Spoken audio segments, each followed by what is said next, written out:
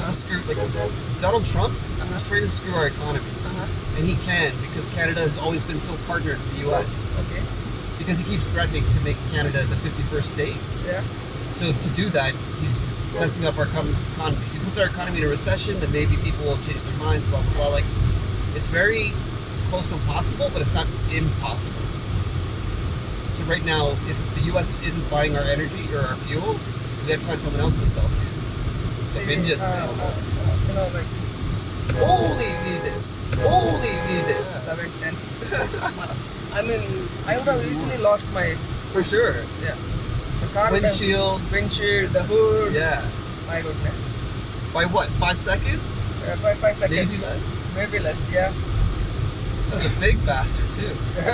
That was a stag. Yeah. And also the horns? Yeah. That's a male, I guess. Yeah. 11, 10. Just captured perfectly. Yeah, captured perfectly, but close call. Very